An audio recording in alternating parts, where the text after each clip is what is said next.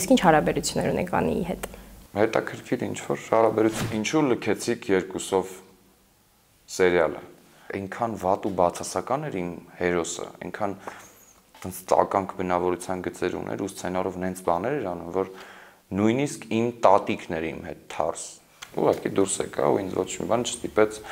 հետ վերադառնալու։ Չզգում, ոնց որ մնացել եմ դերի տակ էլի, արդեն զուսպ, համբերատար։ Չէ, չեմ զգում։ Չէ։ Լավ։ Որքան գումար եք ստացել Անգելինա Ավետյանի համարում եմ տեսահոլովակում նկարահանվելու համար։ 850,000 դրամի կարգի։ Ներողություն, ինչ։ Կտորը կպավ, տունը այրվեց։ Խուճապ կար։ Խուճապը ո՞րն է։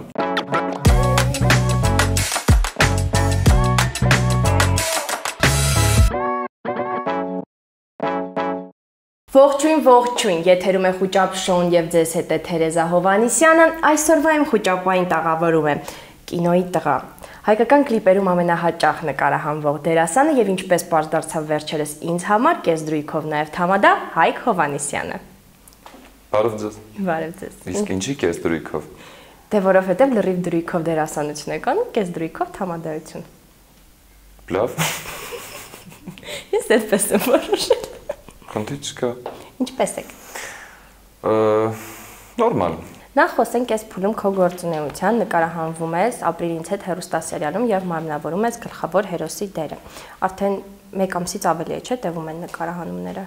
Մոտ։ Նկարահանումները հրաշալի են ընթանում։ Ընդհանուր հեռուստասերիալը շատ հետաքրքիր է։ Չգիտեմ, դեռ նման նախագիծ չի եղել։ Հեռուստա էկրաններին մեր թե քո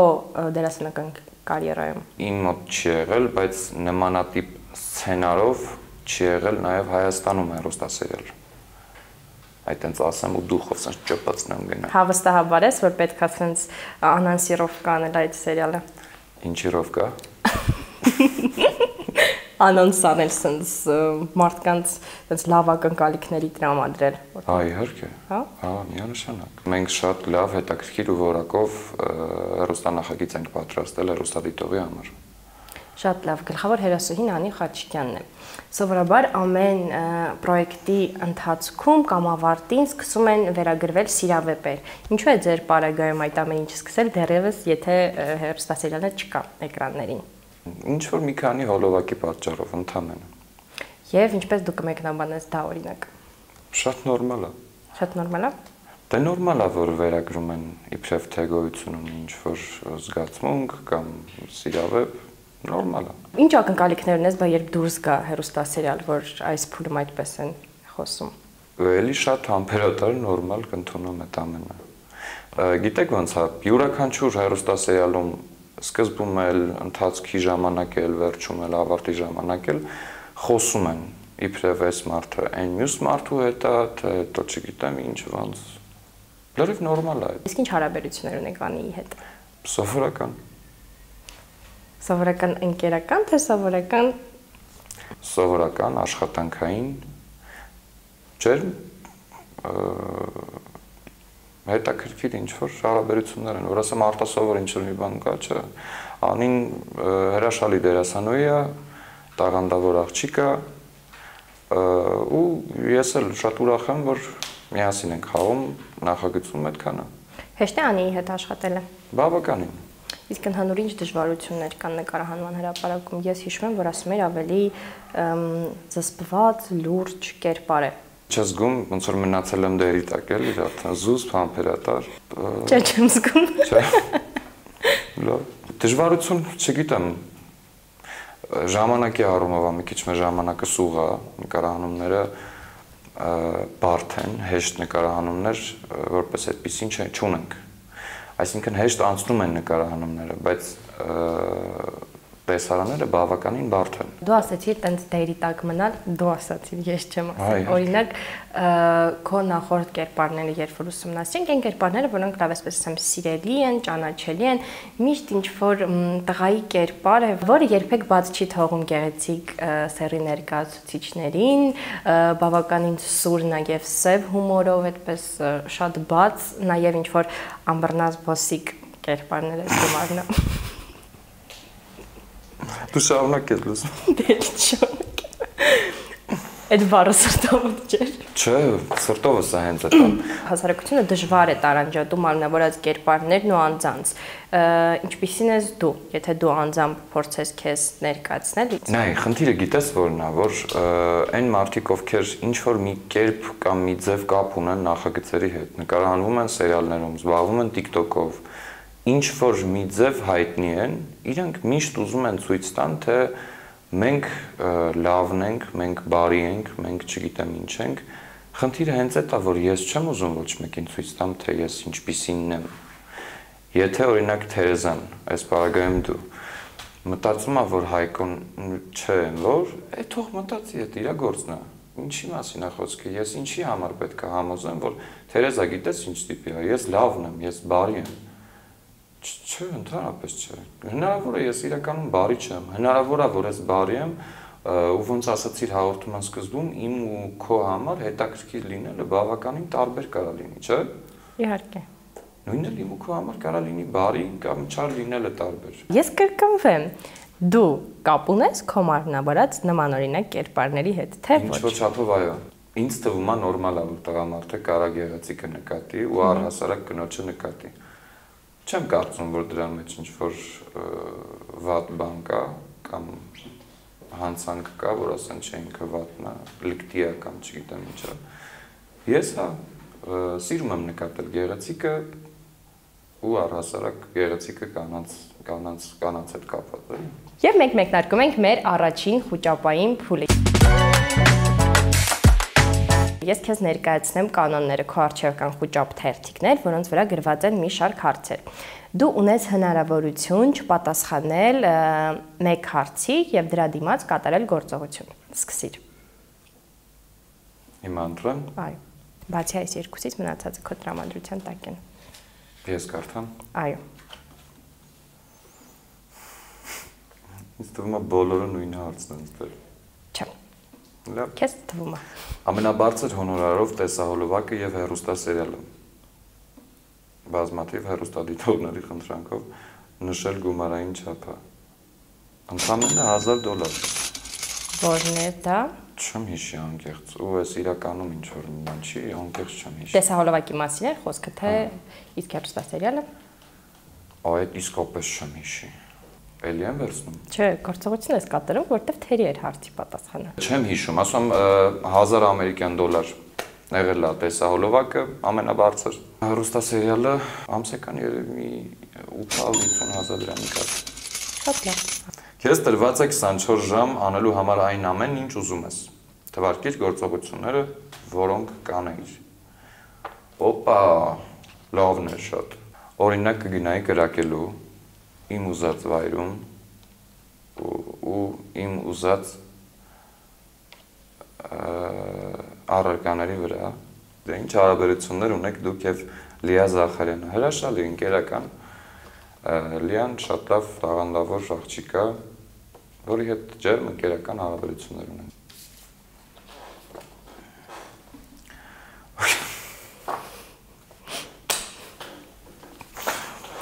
Որքան գումար եք ստացել Անգելինա Ավետյանի համարում եմ տեսահոլովակում նկարահանվելու համար։ 350,000 դրամ իմ հիշելով։ Երբևէ քեզ այդպիսի յուրօրինակ կերպով փորձել են սիրահետել, ինչպես տեսահոլովակում։ Մի հատ բան ասեմ, ես իհարկե վատ բան է, բայց ես չեմ նայել այդ տեսահոլովակը։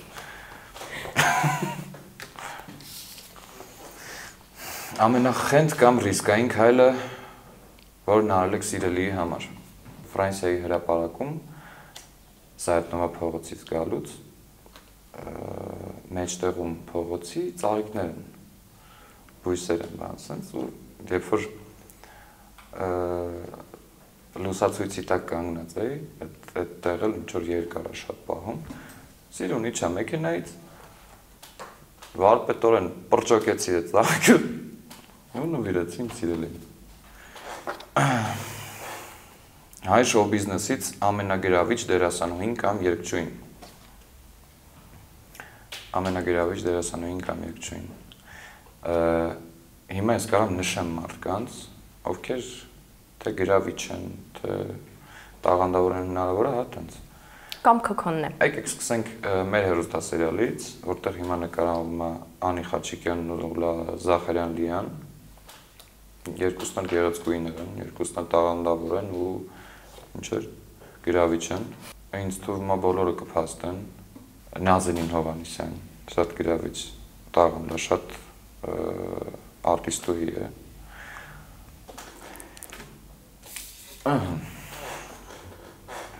Ինչու լքեցիք երկուսով սերիալը։ Երբ որ ես դուրս եկա երկուսով հեռուստասերիալից, այդ ժամանակ արդեն պանդեմիա էր, արդեն ինչ որ որոշ TV-ներ նկարահանում էին իրենց նախագծերը, որոշ TV-ներ ոչ։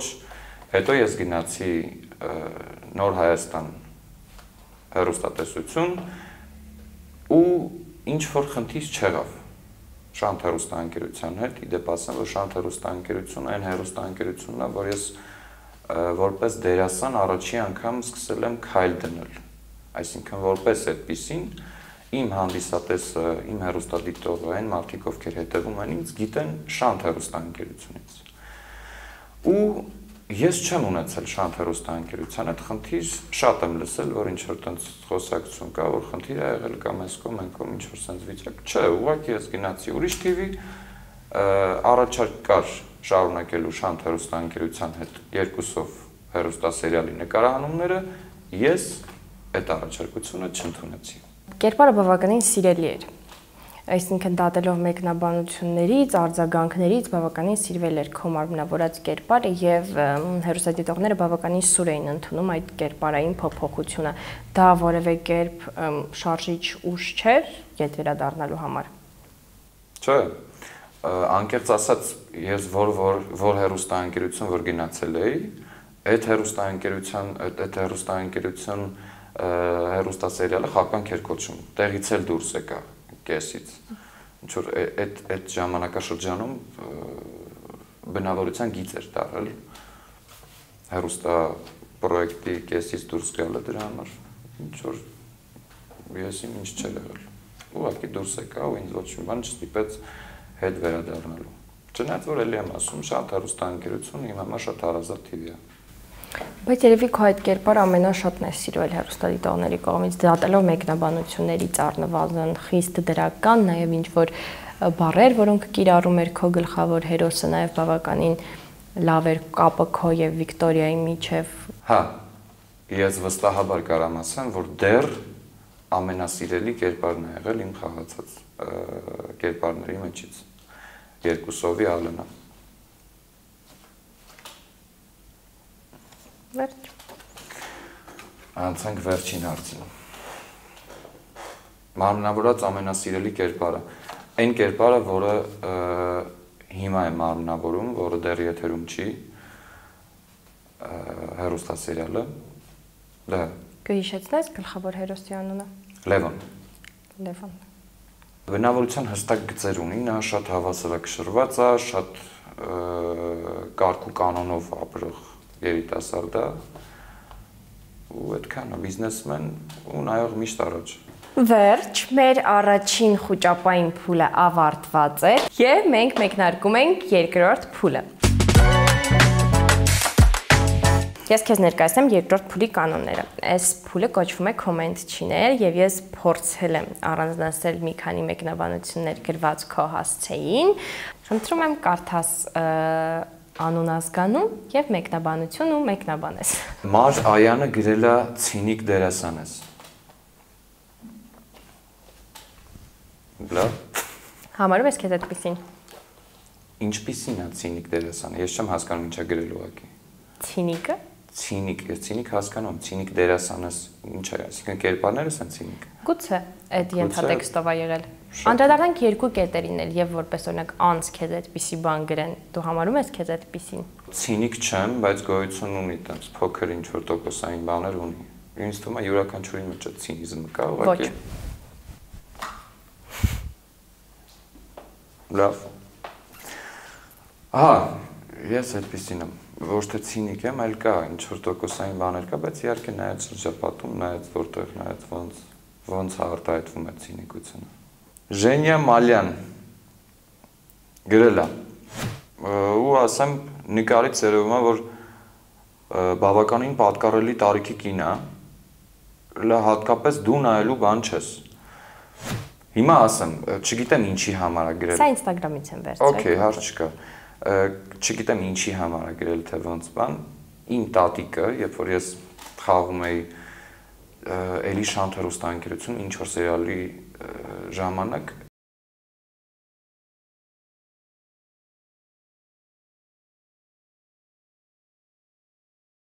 նույնիսկ իմ տատիկն էր իմ հետ թարս։ Այսինքն Ժենյա ջան, ես ձեզ լրիվ հասկանում եմ, եթե դուք նայել եք ինչ-որ մի էպիզոդ կապված այդ սերիալների հետ, բան, լրիվ օքեյ է։ Մյուսը կարդա։ Արուսյակ 8576-ը գրել է։ Կարգին դերասան ես, ինչ գործ ունես պլան B, քեզ չի սազում, ռուսերեն տառերով։ Հիշացնեմ, որ պլան B-ն անկեղծ եմ ասում, իմ մասնակցությամբ այդքան ոգևորություն չի առաջացրել այն մարդկանց մեջ, ովքեր ինձ ճանաչում են կամ հետևում են։ Բայց պլան B-ում խաղացել են շատ տաղանդավոր դերասաններ, շատ տաղանդավոր, ոնց որ Արտուրը Հակոբյան, Արա Դեղտրիկյանը, Զիրոյանը, նենց որ պլան B-ն իրականում շատ հետաքրքիր, իհարկե դա իմ սուբյեկտիվ կարծիքն է, շատ հետաքրքիր ու որակով պրոյեկտ է եղել։ Շնորհակալություն։ Այս կարճ փուլը ավարտվեց եւ առջևում է մեր երրորդ փուլը։ Այս փուլի ընթացքում նախկինում, երբ որ ես ասում էի ինչ պետք է անեն, մարդիկ տարակուսանքի մեջ էին։ Երրորդ փուլի ընթացքում դու պետք է ընտրես մեկ անձի, ում հետ պատրաստ ես գնալ անմարդաբնակ կղզի։ Ես առանձնացրել եմ մի քանի մարդկանց, ովքեր որոշակիորեն առնչություն ունեն քեզ հետ կամ չունեն, եւ դրանցից պետք է ընտրես մեկին։ Այս փուլի անունն է կամ։ Պատրաստ ես։ Իննա Խոջամիրյան, Վիկտորիա։ Վիկտորիա Լիա Զախարյան։ Վիկուսկին, պատասխան Վիկուսկին։ Վիկտորիա Նազենի Հովանեսյան։ Վիկուսկին։ Վիկտորիա Անի Խաչիկյան։ Վիկուսկին։ Վիկտորիա Լուսի Հայրապետյան։ Պլան B-ում ձեզ հետ նկարահանեմ։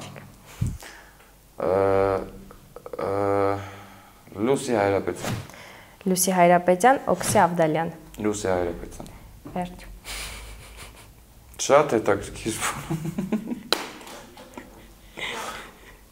Ամեն դեպքում Վիկուսկա։ Չէ։